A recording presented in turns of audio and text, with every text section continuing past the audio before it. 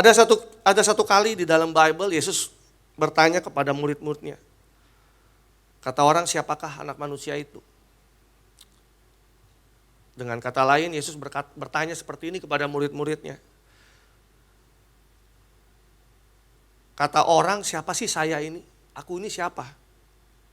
Menurut pandangan, menurut pemikiran orang-orang, aku ini siapa? Gitu.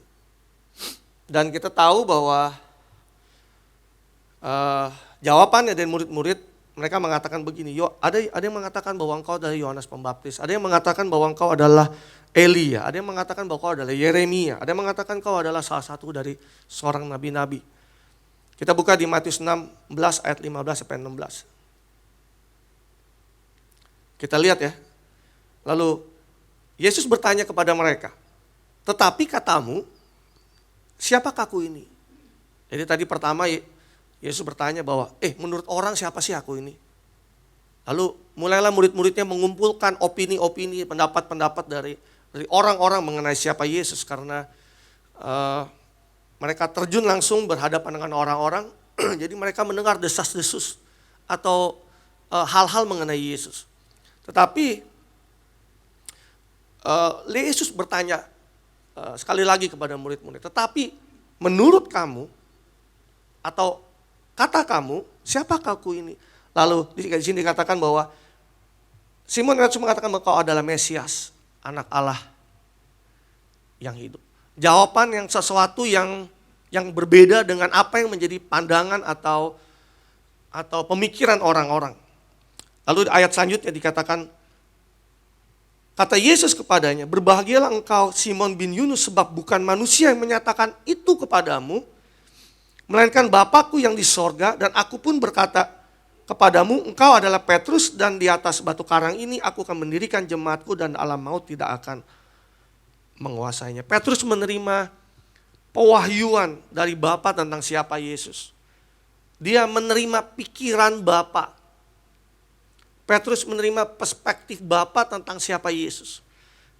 Jadi kalau tadi yang pertama, menurut orang siapa sih Yesus itu? Lalu mereka bilang, disebutlah nama-nama nabi-nabi di situ. Tetapi pada saat Yesus bertanya kepada murid-muridnya, siapakah aku ini? Dan ini dikatakan bahwa Petrus menerima perspektif Bapa mengenai siapa Yesus. Petrus menerima pewahyuan atau penyikapan dari siapa Yesus. Dan itu yang saya mau sebagai introduction adalah bahwa dari kisah ini kita tahu bahwa tadinya kita pemikiran manusia punya banyak hal dalam banyak informasi yang kita terima, tetapi kita tahu bahwa sesungguhnya siapa Yesus itu tersingkap karena ada perspektif Bapa, ada pemikiran Bapa yang diwahyukan kepada salah satu muridnya, yaitu Petrus, tentang siapa Yesus. Dan kisahnya nggak salah berhenti sampai situ, kita baca ayat selanjutnya di dalam ayat 21 dan 22. Sejak waktu itu, Yesus mulai menyatakan kepada murid-muridnya bahwa ia harus pergi ke Yerusalem dan menanggung banyak penderitaan dari pihak tua-tua, imam-imam kepala dan ahli-ahli Taurat, lalu dibunuh dan dibangkitkan pada hari ketiga. Tetapi Petrus menarik Yesus ke samping dan menegur dia, katanya, Tuhan, kiranya Allah menjauhkan hal itu dan hal itu sekali-sekali tidak akan atau takkan menimpa engkau. Jadi di ayat selanjutnya Yesus mulai menyatakan kepada murid-muridnya bahwa dia harus menderita, dia harus pergi ke Yerusalem, harus menderita. Dia akan harus berhadapan dengan para tua-tua, ahli Taurat dan imam-imam yang hendak membunuh dia. Itu sesuatu yang belum terjadi, tetapi Yesus sudah menyatakan itu. Artinya Yesus sudah menyatakan pemikiran Bapa. Dia menangkap apa yang menjadi kehendak Bapa, lalu dia sampaikan kepada murid-muridnya. Yang lucunya, yang ajaibnya, Petrus yang sama yang tadi menerima perspektifnya Bapa mengenai siapa Yesus, Petrus pula yang akhirnya mengatakan ini kepada Yesus. Tuhan, kiranya Allah menjauhkan hal ini. Hal ini sekali-sekali tidak akan menimpa engkau. Petrus ngomong begini dengan katanya, tidak boleh terjadi. Amit-amit itu terjadi pada dirimu, Tuhan Yesus. Ini gak akan menimpamu. Dengan kata lain, aku berdoa nih kalau ada dramatisir. Aku berdoa, itu tidak akan terjadi padamu. Engkau tidak akan dibunuh, engkau tidak akan dianiaya, engkau tidak akan mengalami penderitaan. Aku berdoa, itu terhindar dari hidupmu. Petrus yang sama. Kita baca ayat selanjutnya, ayat 23. Maka Yesus berpaling dan berkata kepada Petrus, enyahlah iblis. Engkau suatu batu sandungan bagiku sebab engkau bukan memikirkan apa yang dipikirkan Allah, melainkan apa yang dipikirkan manusia. Kalau ini terjadi di gereja, ada pendeta yang seorang jemaat yang ngomong sama dia, Pastor, itu gak akan terjadi sekali-sekali samamu. Dan berkata, enyah kau iblis. Saya yakin dia gak datang lagi ke gereja. Pasti langsung, what's wrong? Apa yang salah?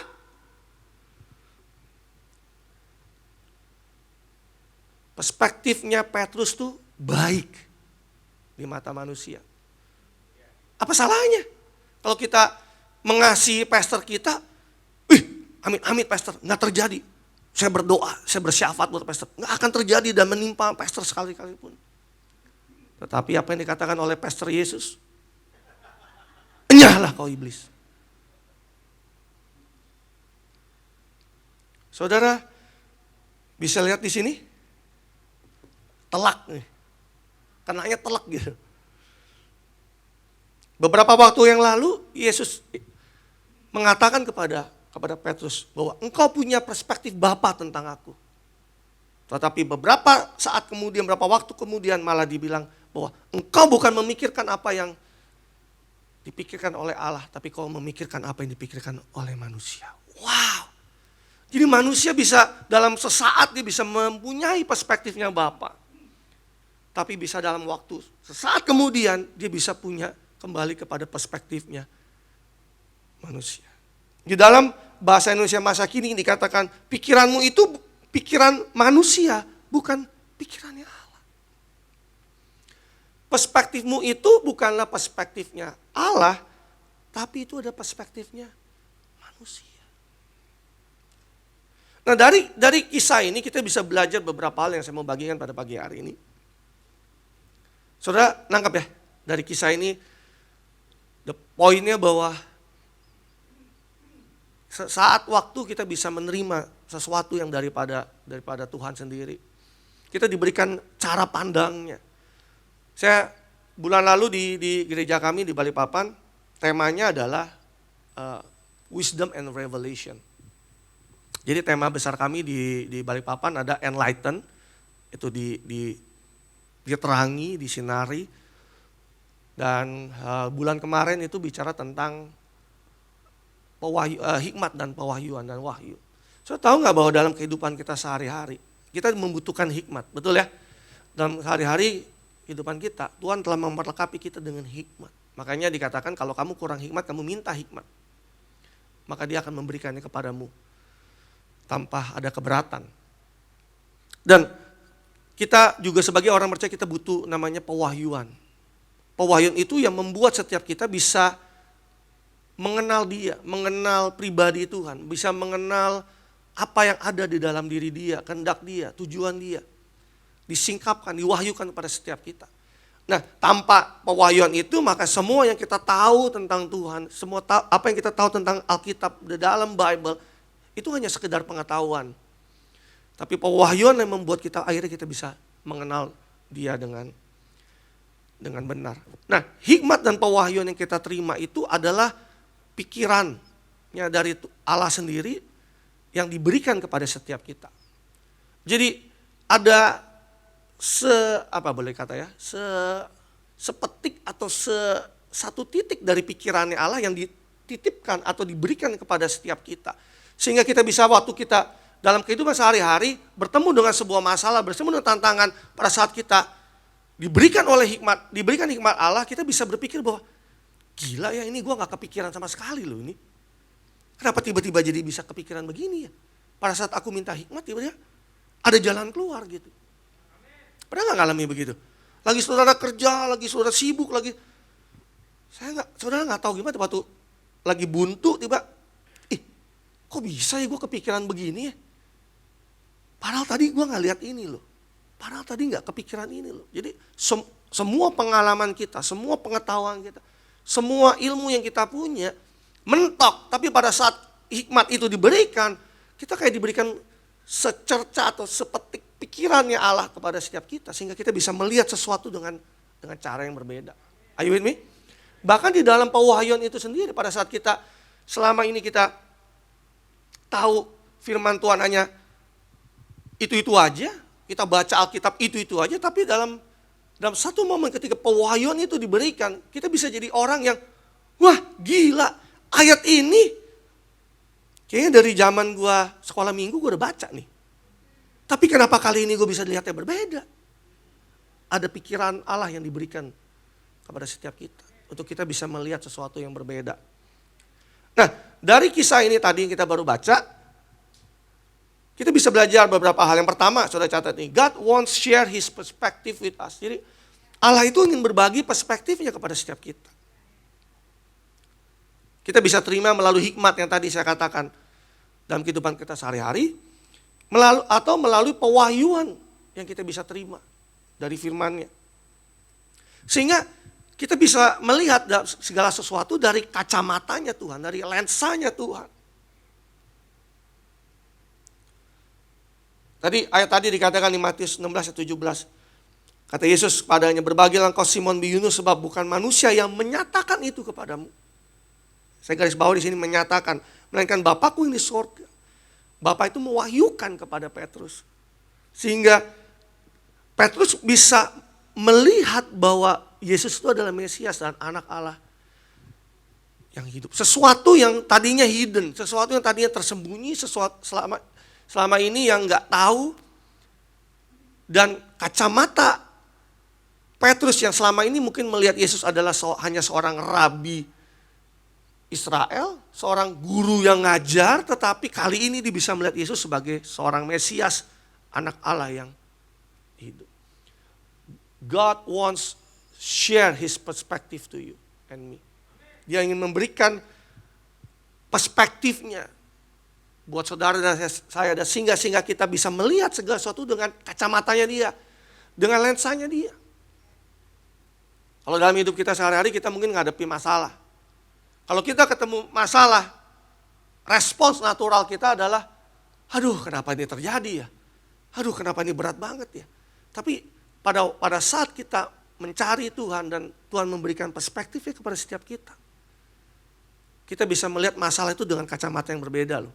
Kita bisa melihat bahwa ini adalah kesempatan saya untuk lebih percaya sama Tuhan. Ini adalah kesempatan supaya saya bisa melihat pintu yang lain yang Tuhan selama ini saya nggak kelihatan. Tapi Tuhan buka pintu yang lain. Are you with me? Ada sesuatu yang di luar nalar kita yang sampai akhirnya kita bisa melihat bahwa apa yang difirmankan Tuhan, bahwa Allah turut bekerja dalam segala sesuatu untuk mendatangkan kebaikan buat setiap orang yang mengasihi Dia. Itu terjadi dalam hidup kita. Kalau kita nggak bisa lihat dari perspektifnya Dia, setiap masalah kita nggak ada sukacitanya. Di setiap masalah kita nggak bisa lihat, kok perasaan ya, di mana ada kebaikannya di sini, aku belum lihat. Makanya hari ini kalau saudara mengalami tantangan dalam hidupmu, atau mungkin saya nggak tahu, mungkin dalam hal ke depan, karena saya tahu hidup tuh nggak akan selalu mulus kayak jalan tol. Tapi pada saat saudara mengalami itu, pastikan setiap saudara minta perspektifnya Tuhan, karena Dia ingin share itu kepada setiap saudara. Hari ini saya nggak ngerti. Aku hari ini gak ngerti kenapa aku alami begini ya. Tapi percayalah ada kebaikan di situ. Hanya saja pada saat kita tidak bisa melihat ada kebaikannya Tuhan di situ, jangan kita bilang bahwa di mana kebaikannya Tuhan. Tapi mintalah perspektif itu sehingga saudara bisa lihat bahwa aku mungkin hari ini gak lihat. Tapi aku percaya bahwa di balik semua ini Engkau turut bekerja untuk mendatangkan kebaikan buat aku. Makanya saya pernah share sesuatu kali di gereja kami, saya bilang sukacita itu perspektif loh. Sukacita itu perspektif. Sukacita adalah sudut pandang. Sukacita itu bukan sekedar just an emotional bahwa lagi diberkati, lagi dapat promosi, angpaunya banyak, orderan banyak, I'm happy. Happy lah. atau baru dapat kelahiran anak pertama, I'm happy. Atau baru married, I'm happy. No, sukacita itu perspektif. Makanya Alkitab mengatakan bahwa pada saat kamu jatuh dalam pencobaan, bersukacitalah firman Tuhan katakan. Kita kalau lihat dari perspektif manusia, menderita disuruh sukacita, gimana caranya? Tapi perspektifnya dia mengatakan bahwa bersukacitalah. Are you with me? Dan dia ingin memberikan perspektifnya setiap kita sehingga kita bisa melihat segala sesuatu dari lensanya dia, dari kacamatanya dia. Katakan amin. Dengan kita bisa melihat hidup ini dari sudut pandangnya Tuhan, dari perspektifnya Tuhan, maka ini bisa membuat kita bisa mengerti kenapa atau apa alasannya, kenapa Tuhan melakukan ini, kenapa Tuhan melakukan itu. Makanya saya tuh sebuah quote gini, kita bisa menemukan banyak jawaban dalam hidup ini ketika kita bisa menerima perspektifnya Tuhan. Pada waktu saya mempersiapkan khotbah ini, saya memberikan contoh. Roh Kudus ingatkan saya mengenai kisah Yusuf. Saya tahu ya Yusuf ya. Kita tahu bahwa dia dibuang di sumur oleh kakak-kakaknya, lalu dijual sebagai budak di Mesir. Di mana dia sendiri nggak tahu salah gue apa ya. Padahal hanya kakak-kakaknya itu cemburu dan iri sama dia. Saudara, tentu ini ya saya nggak betul-betul ke ayatnya. Saudara tahu pada saat dia dijual sebagai budak di Mesir, lalu dia bekerja dengan sangat baik di rumah tuannya Potifar. Udah kerja baik-baik, semuanya oke, semuanya luar biasa. Tuannya pun senang dengan dia kerjanya karena kerjanya bagus. Difitnah. Dikatakan hendak ingin menyentuh istrinya Potifar atau istri tuannya.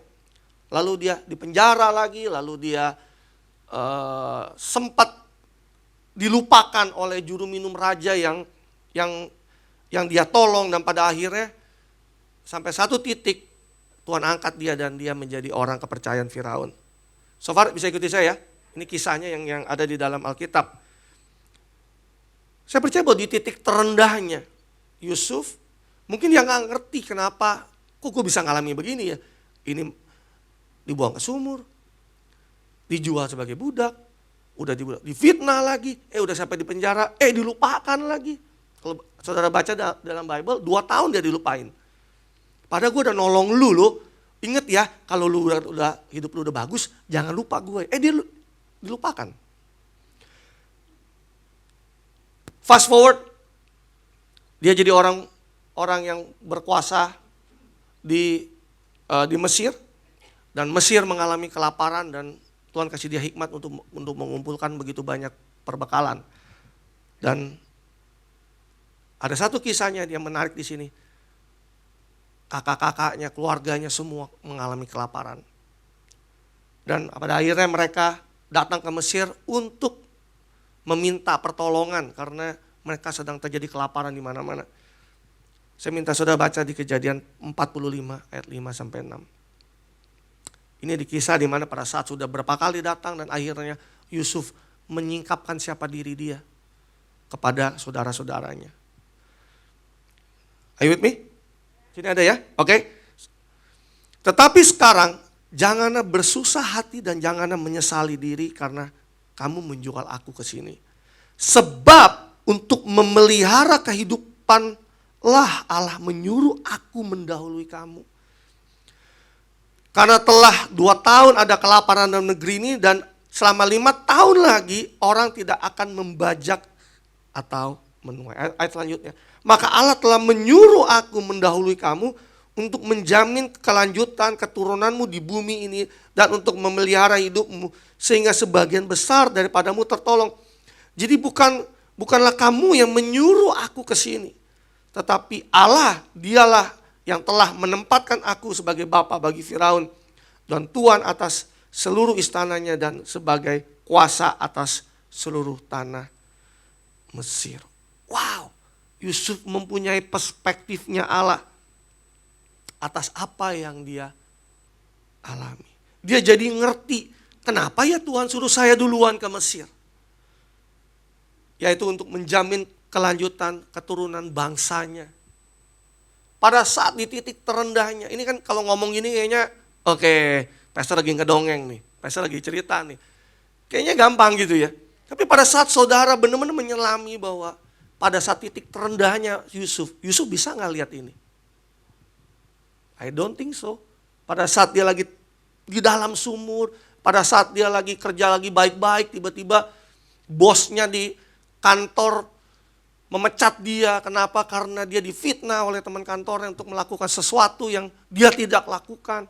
Pada saat dia lagi ada di kantor yang lain, tiba-tiba dia sudah bantu sebuah proyeknya berhasil, tapi yang dapat kreditnya adalah temannya, koleganya, tapi dia sama sekali dilupakan. Padahal dia sudah kontribusi udah banyak, udah lemburnya paling banyak, ide-ide kreatifnya dari dia, tapi dilupakan oleh timnya. Jadi dia merasa, gue kayaknya kerja sia-sia di sini nih. Bos nggak tahu bahwa ini semua berhasil karena gue yang kerjain. Sesuatu yang sama bisa terjadi, betul ya, dalam hidup kita. Pada saat itu terjadi dalam hidupmu, bisa nggak melihat sesuatu dari perspektifnya Allah? Are you with me? Seperti yang Yusuf terima pada satu titik di mana dia itu dikasih duluan pergi ke Mesir apa? Untuk membuka jalan dan memberikan keselamatan buat bangsa Israel. Yang mana Tuhan tahu bahwa akan terjadi kelaparan. Dan ini bisa membinasakan seluruh bangsa Israel. Hanya orang yang telah menerima dan memiliki perspektifnya Tuhan yang bisa mengatakan hal ini. Kalau dia tidak bisa mempunyai perspektifnya Tuhan dalam hidupnya. Pada waktu kakak-kakaknya datang, ini kesempatannya gua nih. Yang bikin hidup gua menderita bertahun-tahun. Ini orangnya. Dia berada dalam posisi yang punya power sekarang. Dia hanya tinggal ngomong pengawal, penggal kepalanya, selesai. Betul gak? Semudah itu. Tapi seseorang yang sudah mempunyai perspektifnya Tuhan, dia bisa melihat kenapa ya saya harus mengalami go through this. Tuhan mau dia untuk memelihara hidup suatu bangsa yang besar. Perspektif Tuhan membuat kita dapat melihat segala sesuatu dengan benar. Perspektif yang kita terima dari Tuhan membuat kita bisa melihat segala sesuatu dengan benar. Dengan lensa yang benar. Dengan kacamata yang benar. Sekalipun itu mungkin bukan keadaan yang menyenangkan. Saudara catat ini. We may not always have the right answer for everything.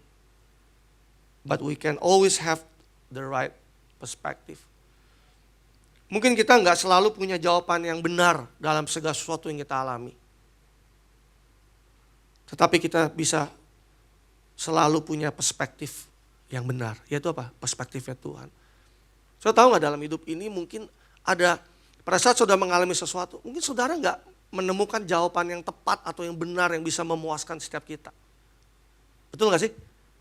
Pada saat saudara mengalami sesuatu kayaknya, aduh ini kayaknya udah gak masuk di dalam pemikiran saya. Kenapa aku harus mengalami hal ini? Saudara doa, saudara tanya orang, saudara ketemu pendeta, saudara segala macam saudara lakukan. Mungkin saudara gak menemukan jawaban yang benar. Alasannya kenapa ini terjadi. Pada awalnya, pada mulanya. Tapi saya mau katakan kepada saudara bahwa saudara akan selalu punya perspektif yang benar. Kenapa? Karena dia akan memberikan share perspektifnya kepada setiap saudara untuk bisa melihat segala sesuatu dalam hidupmu dengan kacamata yang benar. Katakan amin.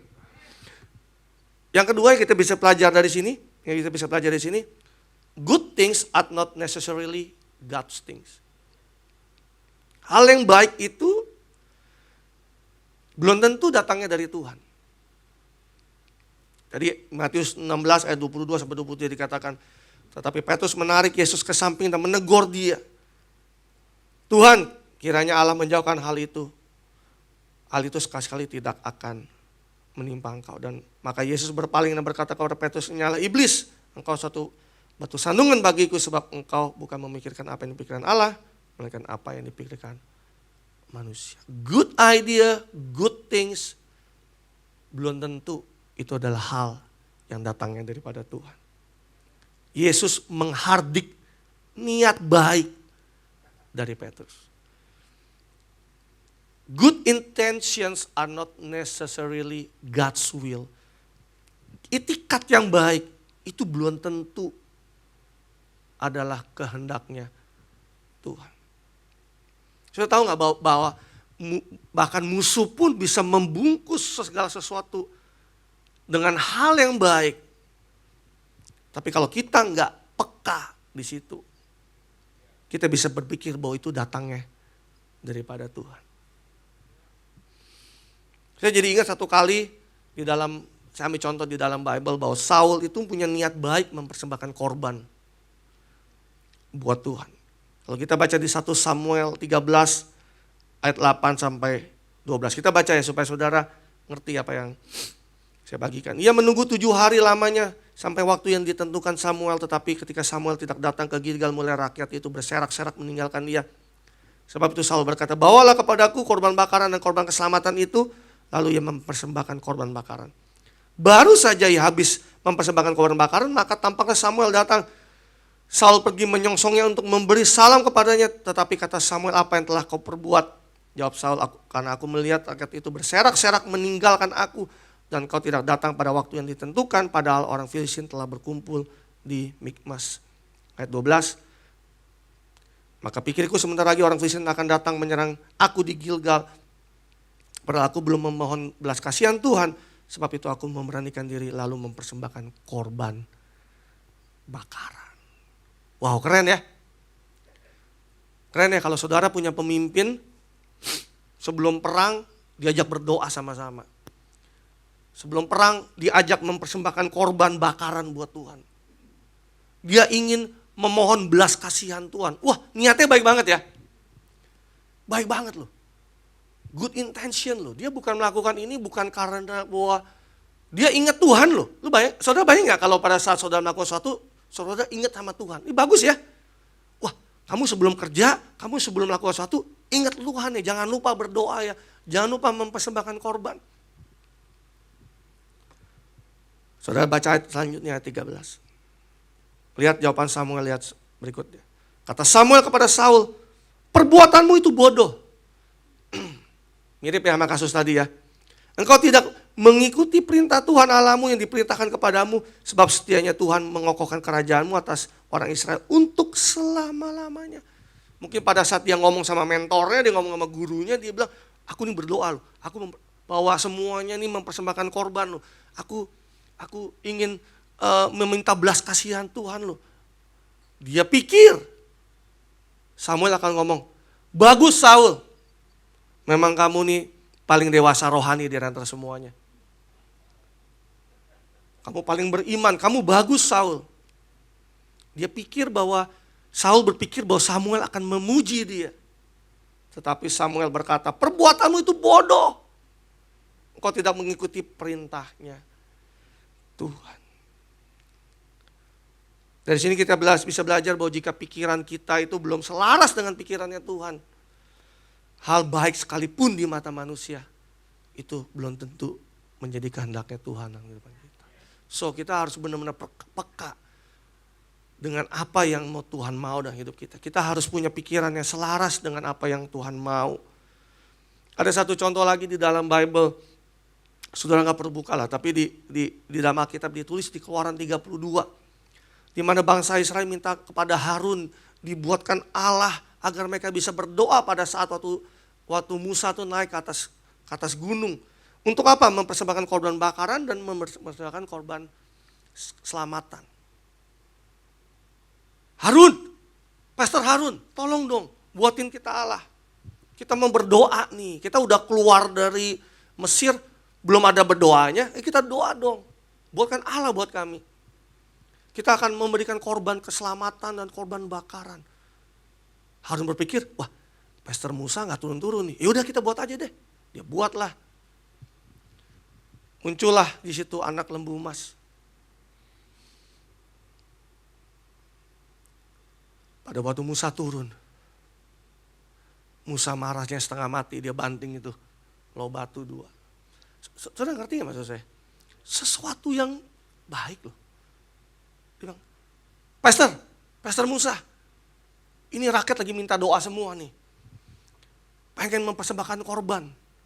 Jadi akhirnya karena kau lama gak balik-balik, ya udah aku buatin aja supaya mereka menyembah. Sesuatu yang baik loh. Tapi bukan datangnya daripada Tuhan. Jadi bagaimana kita mengujinya? Kan pertanyaannya gitu ya. Jadi kalau gitu gimana dong ya? Ini niat yang baik, hal yang baik. Mengujinya gimana supaya saya bisa tahu bahwa ini kehendak saya sendiri atau kehendaknya Tuhan? Kita masuk di poin yang ketiga yang terakhir. Be aligned with the word. Jadi selaras dengan firman. Tanpa kita bisa menyelaraskan pikiran kita dengan firman, yang mana itu adalah pikirannya Tuhan, kita gak akan punya perspektifnya Tuhan tentang segala sesuatu. Di Roma 12 ayat 2 dikatakan, janganlah kamu menjadi serupa dengan dunia ini, tetapi berubahlah oleh pembaruan budimu. Sehingga kamu dapat membedakan manakah kehendak Allah, apa yang baik dan yang berkenan kepada Allah dan yang sempurna. Kalau kita pikiran kita diselaraskan dengan pikirannya Tuhan, melalui firman-Nya, kita tahu apa yang menjadi kehendaknya Tuhan, kita tahu apa yang baik, kita tahu apa yang berkenan, kita jadi tahu apa yang sempurna dalam kehidupan kita. Tanpa itu semua, kita nggak akan bisa punya pikiran yang selaras dengan Tuhan. Kita nggak bisa punya hidup yang dalam kepenuhan yang Tuhan sediakan dalam kehidupan kita. Kalau pikiran kita nggak selaras dengan apa yang menjadi pikirannya Tuhan. Semua yang Tuhan janjikan dalam kehidupan kita, kita nggak akan bisa melihat dan digenapi dalam kehidupan kita. Kenapa? Karena kita punya perspektif yang salah. Saudara catat ini, kehidupan kita menjadi terbatas pada saat kita nggak memiliki perspektifnya Tuhan. Saya tulis gitu. Tanpa kita memiliki perspektif Tuhan, kita akan punya hidup yang terbatas. Kenapa? Karena segala sesuatunya menjadi terbatas karena pikiran kita. Terbanyak anak-anak Tuhan yang memiliki hidupnya terbatas hanya karena punya perspektifnya sendiri. Padahal mereka punya akses langsung untuk memiliki perspektifnya Tuhan yang tidak terbatas itu. Sudah tahu bahwa kita nih, di antara kita semua, kita bisa melihat sesuatu hal yang sama, tapi kita bisa punya perspektif yang berbeda-beda. Sudah ingat nggak pada waktu Goliat itu keluar, lalu mulai menantang bangsa Israel. Bangsa Israel dan Daud itu melihat Goliat yang sama. Mereka mendengar cemoohan yang sama. Kan gak tiba-tiba waktu si Goliatnya mencemoohkan bangsa Israel, terus Daud itu dengarnya berbeda. Oh, terpujilah nama Tuhan, Allah yang luar biasa. Enggak, cemoohannya sama. Diolok-oloknya sama. Tapi respon mereka berbeda. Kenapa? Karena perspektif mereka berbeda. Dikatakan siapakah orang Filistin yang tidak bersunat ini sampai ia berani mencemoohkan barisan Allah daripada Allah yang hidup. Dia bisa ngomong sesuatu yang dimana saat orang lain bangsa Israel pada ketakutan, tapi Daud bisa mengatakan sesuatu yang berbeda. Kenapa? Karena dia punya perspektifnya Tuhan. Hidup pada saat itu bangsa Israel menjadi terbatas. Imannya kerdil, imannya menjadi menjadi kerdil. Kenapa? Karena dia punya perspektif yang salah. Tapi pada saat kita punya perspektif yang benar, maka kita bisa punya hidup yang tidak terbatas. Karena Tuhan kita adalah Tuhan yang tidak terbatas. Amen. Soalnya catat baik ini.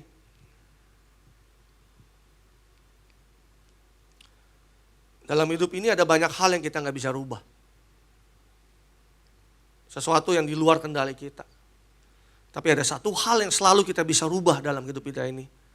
Yaitu perspektif kita. Pastor, ini keadaannya di luar susah, ini begini, ini begitu. Mungkin itu udah di luar kendali kita. Sesuatu yang kita gak bisa rubah. Pastor, bosku ini kejam banget. Pastor, aku di sini ya, aku mengalami ketidakadilan di sini. Aku mengalami ini, aku mengalami itu, aku mengalami ini. Sesuatu keadaan di luarmu, di luar kendali kita mungkin gak bisa rubah itu. Tapi catat baik, ini ada satu hal yang selalu kita bisa rubah, yaitu perspektif kita. Pada saat kita bisa menerima, mendownload apa yang menjadi pemikirannya Tuhan terhadap apa yang aku alami, maka saya percaya hidup saudara gak akan sama lagi. Saudara akan melihat segala sesuatu dalam keadaan yang berbeda.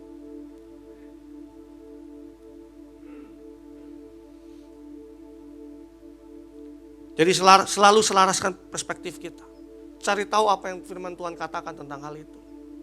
Minta hikmat, minta pewahyuan. Dan ini ada tools atau senjata, alat yang Tuhan berikan kepada setiap kita. Supaya kita bisa hidup dalam kehidupan kita sehari-hari dengan berkemenangan, dengan punya perspektif yang berbeda, punya respon yang berbeda. Karena respon natural kita pada saat sesuatu yang buruk terjadi dalam hidup kita tuh langsung mikirin yang enggak. Overthinking. Mulai pikiran kenapa ya, kenapa begitu, kenapa begitu, kenapa begitu, kenapa. Tapi pada saat kita punya perspektif yang benar, maka kita bisa lihat segala sesuatu dengan kacamata yang berbeda. Amin. Kesimpulannya bagi hari ini, change your perspective with God's perspective. You will change your world. Ubahlah perspektifmu dengan perspektifnya Tuhan. Maka kamu akan merubah duniamu. Satu kali saya share, ini sebagai penutup, saya share di gereja kami di Balikpapan mengenai firman Tuhan. Sudah tahu kalau pagar ya, pagar atau pagar railing gitu ya. Sudah tahu apa fungsinya? Fungsinya itu tergantung dari cara kita melihat. Kalau ini, karena ini beda level, jadi sebenarnya kalau beda level tuh, kalau secara safety-nya memang harus ada tambahan railing atau pagar pengaman di situ. Sama seperti firman Tuhan yang hidup kita. Pada saat kita tahu bahwa ada sesuatu yang berbeda hidup kita, Tuhan berikan satu pagar pengaman yang dikatakan adalah firman Tuhan. Untuk apa? Untuk menjagai kita supaya kita tidak terjatuh di situ. Untuk membuat kita tuh jadi kita merdeka. Jadi pada saat ini sudah ada railing dan kita bisa melompat, kita bisa ngapain aja di sini tanpa kita harus takut kita terjatuh di situ. Kenapa? Karena ada firman Tuhan yang jagain kita. Tapi buat orang yang salah melihat firman Tuhan, dia bilang, firman Tuhan, gue makin belajar firman, kayaknya gue makin gak boleh ini, gak boleh itu, gak boleh ini, gak boleh itu. Membuat hidup gue jadi terbatas. Apa yang membedakan keduanya? Perspektif. Kalau saudara melihatnya bahwa firman Tuhan itu membatasi ruang gerak saudara, maka saudara akan mempunyai dunia yang sempit. Tapi pada saat saudara melihat bahwa firman Tuhan ini ada untuk menjaga hidup saya, supaya hidup saya tidak terjatuh ke sana. Firman Tuhan ini tidak membuat saya mengalami hal-hal yang tidak harusnya terjadi dalam hidup saya. Perspektif. Tapi buat orang yang kecondongan hatinya memang dia mau menghindar dari firman Tuhan, maka dia bilang bahwa gue makin ke gereja ya, makin susah. Makin ini gak boleh, itu gak boleh, ini gak boleh, itu gak boleh. Repot lah, ikut Tuhan lah. Perspektif. Makanya saya bilang sama jemaat di gereja kami, saya bilang, jika hidupmu berseberangan sama firman Tuhan, sama kebenaran, maka dari itu kebenaran itu terlihat seperti membatasi ruang gerakmu. Tapi jika kamu benar-benar hidup di dalam kebenaran, maka kebenaran itu akan membebaskan dan memerdekakan hidup kamu. Tergantung lu lihatnya dari mana. Kalau kita punya hati memang kecondongan berseberangan dengan kebenaran firman Tuhan apapun yang dibagikan, kayaknya ya ini firman Tuhan menghakimi gua ya. Ini kayak pendetanya tahu aja ya gua lagi buat dosa kemarin nih, disinggung-singgung, ditegur-tegur. Perspektif. Tapi kalau kita tahu bahwa setiap firman Tuhan, kebenaran firman Tuhan itu diberikan untuk menjaga hidup kita, maka kita akan punya rasa aman. Are you with me? Sebayangkan saudara kalau ini beda level, lalu di sini pasang pagar aja pengaman misalnya.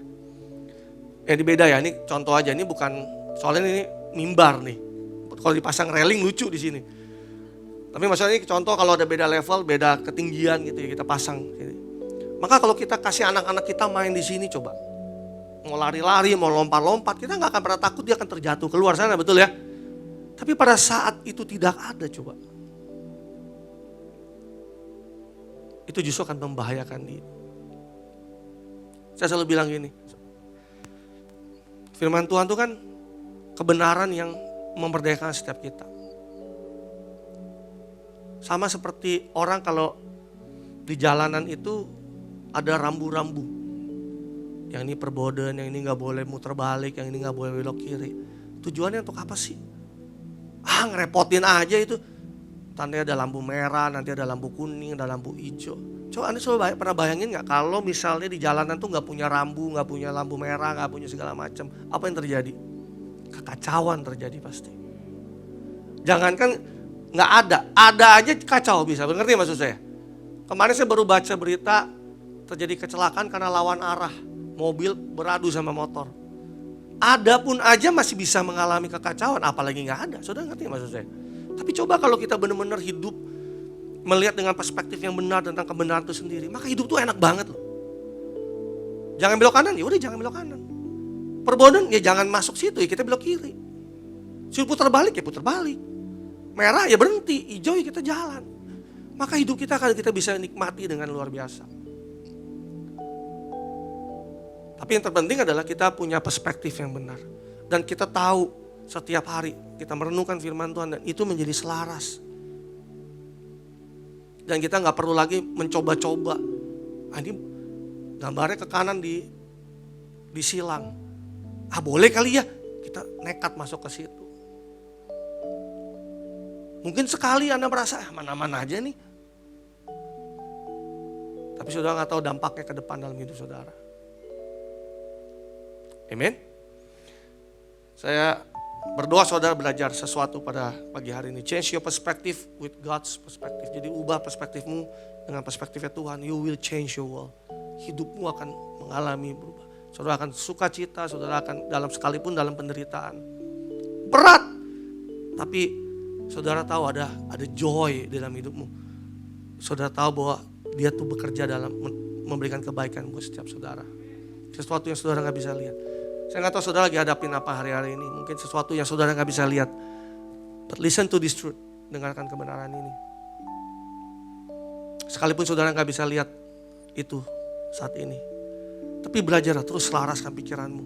Sehingga kita punya respon yang benar dari apa yang kita hadapi. Apa sih salah satunya? Firman Tuhan katakan bersyukurlah senantiasa dalam segala sesuatu. Just give thanks. Saudara gak ngerti apa yang terjadi, pokoknya aku bersyukur Tuhan, aku gak ngerti. But I believe in you, I trust you. Sampai satu titik, saudara dibukakan. Oh itu ya maksudnya ya. Kenapa itu harus terjadi dalam hidup saya? Kalau tanpa perspektif yang benar, sesuatu yang bisa membuat kita baik, lebih baik, better. Terbalik bisa membuat kita jadi bitter.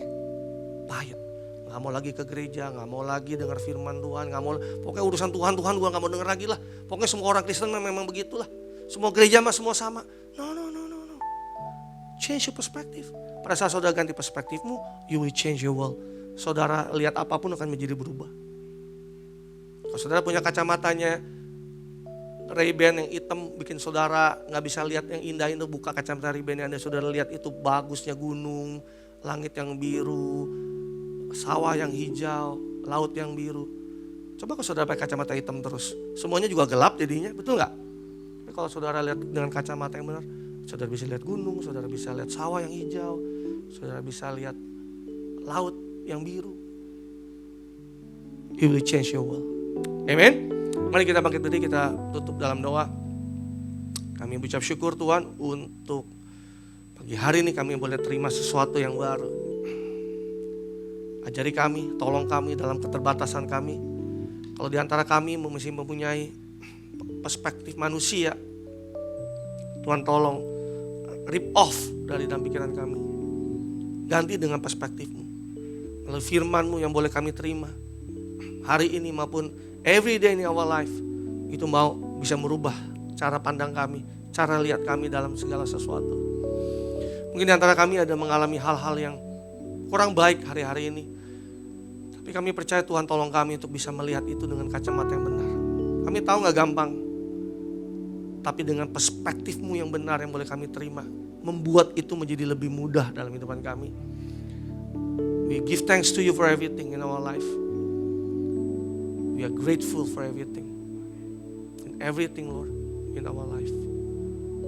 It is bad, either bad or good, we give thanks to You.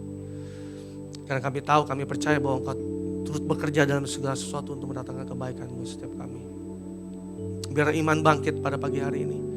Ketika iman kami mulai down, kami mulai mengalami kemerosotan mungkin, kami kehilangan kegairahan untuk mengikuti-Mu. Iman itu bangkit, kegairahan itu bangkit. Karena kami merubah perspektif kami. Karena kami merubah cara pandang kami. Kiranya Engkau memberkati kami dengan perspektif, dengan hikmat dan pewahyuan yang boleh kami butuhkan. Kalau dalam keseharian kami butuh hikmat-Mu. Kami tahu firman-Mu berkata, tanpa keberatan apapun Kau memberikan itu dengan cuma-cuma buat setiap kami. Dalam pekerjaan kami, dalam keseharian kami. Sehingga kami gak ngambil keputusan yang salah, kami gak ngambil pilihan yang salah. Dan kami berdoa, Kamu terus banyak mewahyukan kami. Di tahun ini, sepanjang tahun ini, terkhususnya akan begitu banyak yang Tuhan ubahkan dari cara pandang kami. Tentang apapun, tentang pelayanan, tentang kehidupan bergereja, tentang firman Tuhan, tentang kepemimpinan, tentang hubungan, tentang pernikahan, tentang bisnis, usaha, atau apapun Tuhan yang kami butuhkan. Kami butuhkan pewahyuan-Mu, menyegarkan kami, sehingga kami bisa melihat segala sesuatu dengan cara pandang yang berbeda. Kami bersyukur untuk pagi hari ini. Terima kasih Bapa. Hanya di dalam nama Yesus kami berdoa, kami mengucap syukur. Dan setiap kita yang telah menerima kebenaran firman Tuhan dengan sukacita, katakan amin. God bless you, Tuhan berkati.